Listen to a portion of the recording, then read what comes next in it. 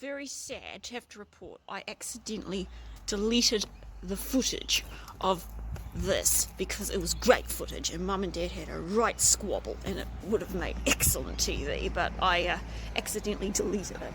So we had a long weekend and Mum and me were having an early morning coffee at 7 o'clock, so it was pretty early, and suddenly Mum's like, "Where is your father?" And I said, "Oh, I think he's in the garden."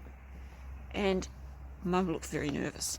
And then she came out here and the next thing I heard was like, "Oh, Ian, why have you done that?" And this used to be the most beautiful drapey bush. It came down and it gave real drama. It needed a little trim back, but oh boy did it get more than a trim back. Mum said it needed a haircut. I think Dad gave it a multiple amputation. And Mum was so upset. She said, "That looks like something from Dr. Zeus." And Dad was very offended. He said, "I've been out here working so hard on that for you." And Mum said, "I blame myself.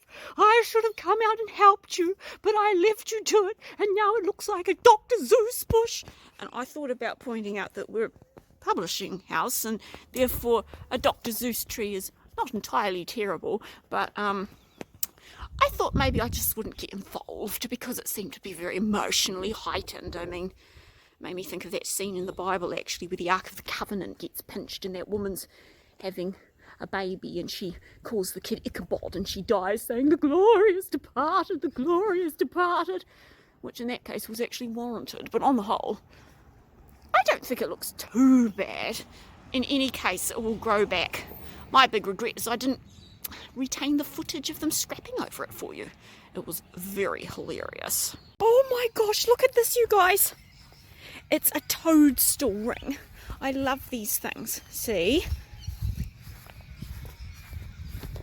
Now, I am not going to stand in the middle of it and wish, because that sort of thing is strictly prohibited for me. But I do find them quite exciting. And there's perfectly good scientific reason why they exist too, because when a mushroom disintegrates, its spores fall in a little circle, and then that creates a circle. And then the circle gets bigger and bigger and bigger. And I always get frightfully excited when I see a toadstool ring, just like falling stars. But I don't wish on them, because for that I have God and I have prayer, and that works so great. Why would I use anything else? It's really not showing up very well on camera, but I assure you it is in fact a toadstool ring in the park, and I think that's rather jolly. I'm going to show you something, you guys, that caused quite a lot of drama. So Mum and Dad have decided they made a pact that they were going to cut back on their sugar because they want to get more in shape for going to the UK. And then Dad got given this chocolate egg at work. It's one of the nice kinds that it's not empty. It's full of superior little candies. Anyway, he went down to the entranceway the other day, and he was dismayed to find his precious egg sitting on the hall table. And I heard his voice come up. He said, "Wendy, why is my egg sitting on the hall table?" And Mum said, "Oh, I just thought I'd rehome it. I'd find it a nice new home." Dad's voice came up. He's like, "That is my egg." And Mum says, "Well, don't you want me to rehome it then?" And Dad said, "That is my egg." And Mum said, "Fine, I won't rehome it." And then Dad came up the stairs. He's like, "Are you upset at me?" And Mum's like, "No, I'm not upset at you." Dad's like, "Well, you don't sound very happy." And I thought it was really hilarious because Dad's so protective of his chocolate egg. And I've told a few people this story because I think it's hilarious. And I think Mum's getting sick of it because she just says she fails to see the humour in it. But I'm sure all of you will see how hilarious that is. That, oops. Are you upstairs? Oh, okay. I need to go now because, you know, when you're going to gossip, you should make sure no one's listening behind the door. I better go make her a cup of tea, eh? Bye-bye.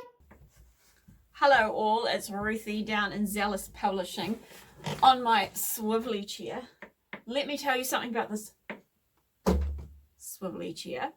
So Dad's moved his work area upstairs. I think I was cramping his space a bit.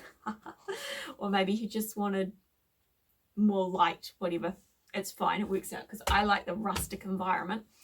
But I came down to work on my computer to do some video editing the other day. And I went to go like this and have a little... And my chair got stuck and I couldn't swivel all the way around. And that annoyed me a lot. So I thought, So I went upstairs and Dad had taken this chair, this navy blue chair, and left me with the horrible little mustard chair that didn't swing all the way around. And I was so annoyed. I was like, what am I going to do? And then I was like, I'm just going to switch the chairs. And I knew this would annoy him, but because obviously he wanted this chair, because otherwise he wouldn't have left me with the horrible mustard coloured chair. So anyway, I went upstairs and with great difficulty switched the chairs, because we have this little pokey staircase that goes upstairs, and it was quite hard to get those bulky chairs up and down, but I switched them. And then he came home and he went into his office, and then I suddenly heard, as I knew I would, I heard, I thought, oh, he's found I switched the chairs. And he comes stomping down and he says, did you switch the chairs? And I said, yes. And then he said, I'm a little bit ashamed of this. I was somewhat economical with the truth. He said, why did you do that? And I said, oh, well, I was hoping you wouldn't notice. Knowing, like, okay, I knew he would. He said, oh! He was so offended. He's like, oh! Yeah, what? So I said to him, but Dad, I actually need the swivelly chair that swivels all the way around. And he said, oh, what? Is that the reason you took it? I was like, yes. And then he said, well, if that's your reason, you can jolly well give that chair back. And then I had this cunning idea. So I said to him with great cunning, I said, do you like to have a little swivel on your swivelly chair when no one's watching, Dad? Because I thought in my head that he would get all offended and he would deny most strenuously that he sits in his office having swivels on his swivelly chair. And then, of course, I was going to be like, well, we've established who needs a swivelly chair. But he didn't answer me. So I asked him again. I was like, he was going up the stairs now and he was ignoring me. I was like, Dad, so do you have little swivels on your swivelly chair when no one's watching? And he ignored me again. And I was like, that's interesting. And then I went up to his office the next day and he had got the mustard chair and he had fixed it so that you could sit on the mustard chair and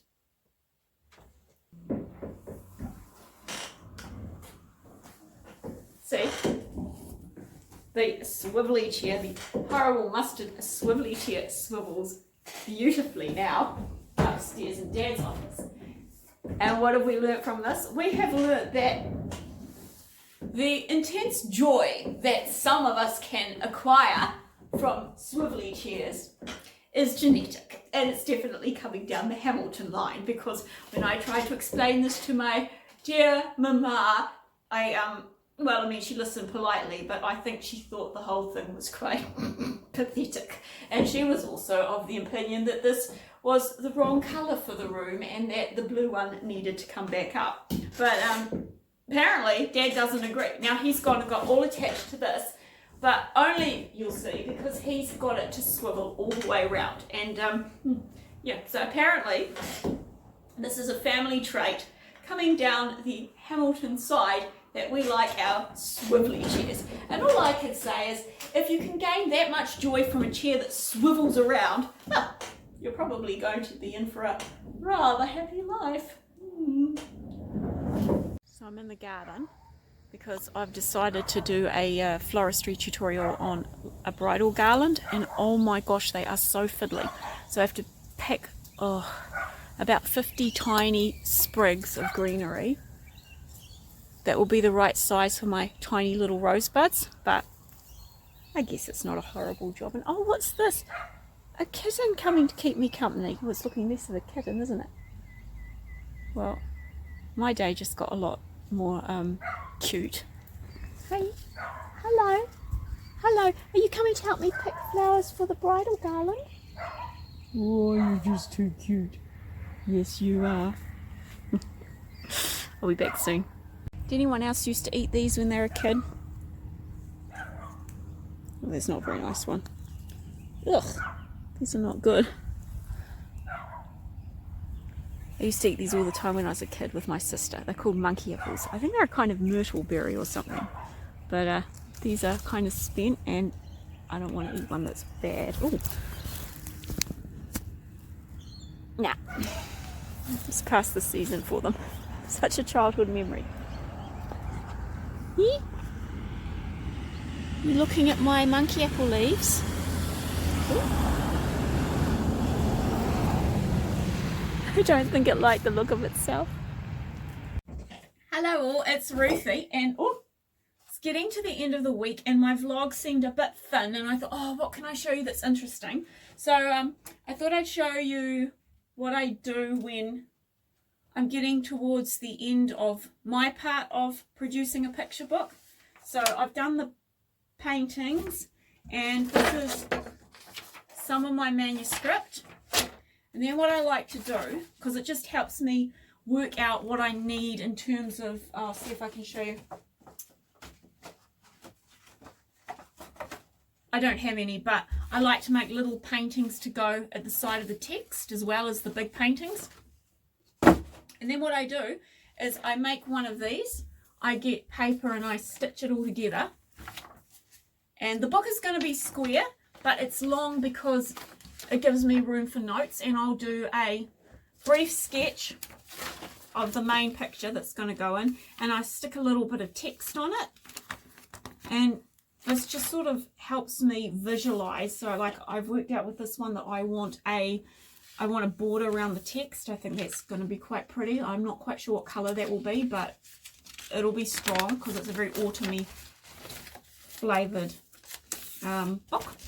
So yeah, that's what I do. I don't know if that's standard procedure for other illustrators, writers, but I really enjoy this stage, and then I just assemble it with a hot glue gun. And it's really nice because by the time I get to this stage, I'm usually quite drained with the writing and the drawing. So this is more like a craft project. So, you know, I just get a feel for how it's going to be. And I get a feel for, you know, the book. So that's what I'm up to with that. Oh, and also, Marion Gradco, this is for you because you wanted to see the teapot Mum got me because it made her think of Claudine. Here we go. I keep forgetting. So here we go. I'm having my cup of tea down here while I finish off my fake book because I haven't finished it yet.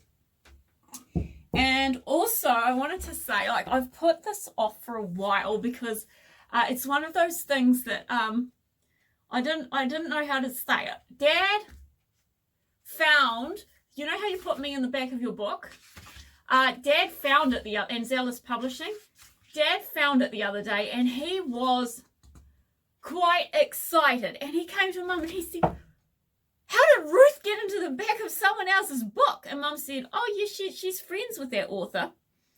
And the reason I didn't want to tell you is because that implies I hadn't told Dad about it, and I'm sure I did. But you know what I was thinking? Mothers and fathers are so different, right?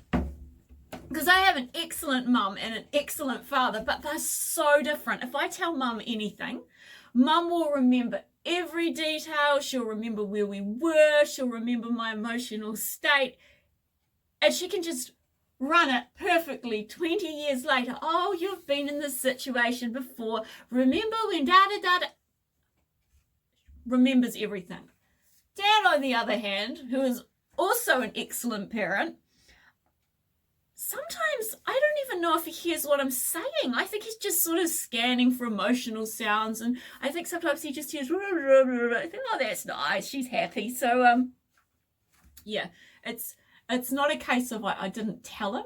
It's probably a case of, you know, it probably didn't register until he actually picked it up. Oh, and the other thing is, of course, now you'll want to know what he thinks of the book, but we'll never know because he never makes comments on books. So the fact that he was drawn to the cover enough to open it, and he did end up right at the back, what can I say? That's as good as a compliment to a book gets from Mr. Hamilton. So yeah, I was very excited though when Mum came and said, "Oh, your father was quite impressed to find your name in a book." I was like, "Oh, I felt quite good about that." So thank you, Marion. That really put a smile on all of our faces, and yeah, it's quite special. Well, here we are at the end of the week at Zealaus Publishing in Rosebank House, and you may wonder, why am I wearing a flower crown on my head? Well, because I made a floristry tutorial on it yesterday, and it still had a bit of freshness in it, and I did not want to waste it. This is one of the reasons I don't have a big important corporate job, because I like doing things like that. But also, I'm very pleased with this cake. I'm actually extremely proud of this cake. I wanted to make something a little bit different, and this is an apple cake, but I made it with a very strong infusion of Lady Grey tea, and I've just tried some of the crumbs from my parchment paper that I used to line the tin, and I think it's going to be pretty yummy. So definitely check out the blog for that. I think I might be able to put a link in the comment section below now, but or the description. So look for it if you're interested. I don't know when I'll be able to get that up, but I will definitely try. And I'm now going to take Mum a big piece of cake, because she's just had the lady from the local art gallery on the phone, and they're organising the pick up of her paintings. Her exhibition is going to be starting soon, so yeah, that's pretty exciting. So yeah, I'm going to take her up some cake and we're going to celebrate.